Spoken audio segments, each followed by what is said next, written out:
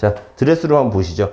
드레스룸 같은 경우는 이렇게 문이 있었어요. 문을 열고 들어갔을 때 안에 공간이 이렇게 네모나게 돼 있었는데, 사실 저는 이 공간을 장보다는 이제 팬트리나 드레스룸 공간으로 사용했으면 좋겠다고 소비자분께 추천을 드렸지만, 소비자분께서는 일단은 이제 옷이 보이는 게 싫다, 옷을 다 수납하고 싶다고 하셔서 이쪽에 장을 짜게 되었고, 그리고 또 서랍장을 갖고 싶다고 말씀을 하셔서 오른쪽은 밑에 이제 저희가 서랍장을 제작을 하였고, 화장대를 저희가 철거를 하고서는 붙박이장이랑 스타일러장을 짰다고 했잖아요. 그러다 보니까 이제 화장대가 없다 보니까 그거를 저희가 감안해서 밑에는 3단 서랍장, 위에는 이렇게 오픈 화장대를 제작하게 되었습니다. 그리고 이 좀 좁은 공간에서 문을 열고 옷을 벗어서 갈아입고 다시 꺼내고 이게 좀 번거로울 수가 있기 때문에 이제 오른쪽 공간에는 오픈형으로 저희가 이제 옷을 바로 걸고 입고 다시 거들고 할 수 있도록 이렇게 저희가 밑에는 서랍장, 위에는 오픈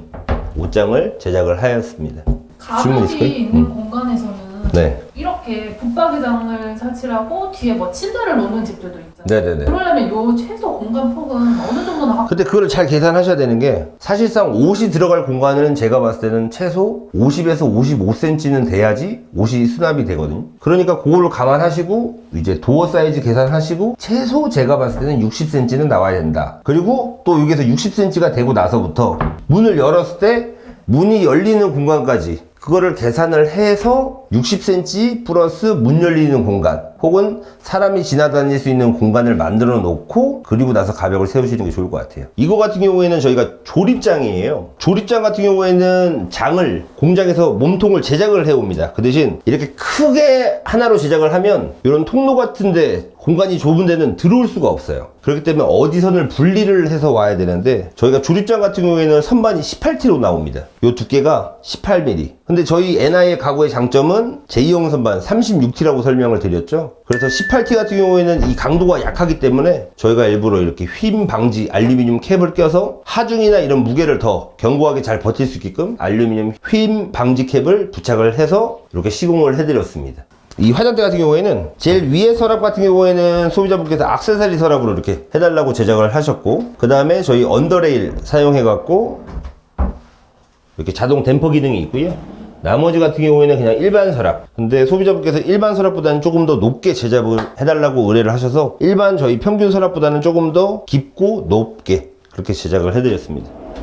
아, 요즘 NI에 화장대 시공하시면서 네. 콘센트나 스위치 같은 경우에 소비자분이 직접 준비를 하시겠다 하시는 분들도 계시거든요. 네.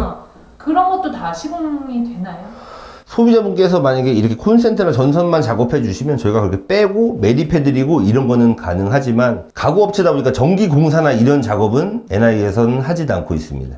네, 여기는 주방인데요. 일단은 기존의 건설사에서는 냉장고 장이 없었어요. 그 대신 공간은 있었습니다. 근데 장이 전혀 짜있지 않은 상태였고, 그래서 소비자분께서 이제 냉장고장을 저희한테 의뢰를 하셨고, 냉장고장을 3대를 구매하셨습니다. 냉장고, 냉동고, 그 다음 김치냉장고, 디스포크로 구매를 하셨고, 요즘 보니까 이렇게 시안서라고 해야 되나? 구매한 가구전 회사에서 이렇게 가구를 짜면 됩니다라고 그렇게 정해서 주더라고요. 도면처럼. 그래서 그걸 저희한테 주셔서 거기에 맞게끔 이 냉장고 맞게끔 상부장, 그만큼 몇 센치를 띄우고, 냉동고 위에 상부장, 그 다음 제일 김치냉장고 위에 상부장, 라인을 이렇게 똑같이 맞춰서 시공을 하였고, 이 가전에서 바닥에서 높이는 몇으로, 그 다음에 넓이는 최소 4경은 몇으로 이렇게 정해 주시더라고요. 그래서 거기에 맞게끔 제작을 하였는데, 조금 아쉬운 부분이 공간이 조금 더 있었으면 이렇게 냉장고를 놓고 한 곳에 뭐 수납장이라든지 오픈 수납장, 전자레인지 밥통장 이런 걸 짰으면 좋았을 텐데 그런 공간은 안 나오더라고요. 그래서 여기 같은 경우에 딱 냉장고만 들어갈 수 있게끔 그렇게 제작을 하였고,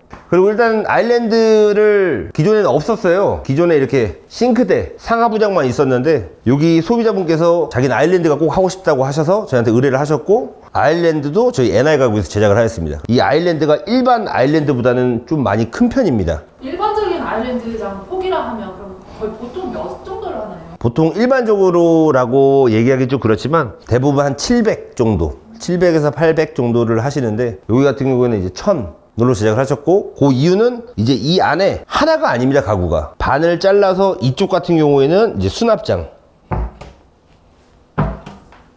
이렇게 수납장이 돼 있고, 이쪽은 서랍장입니다.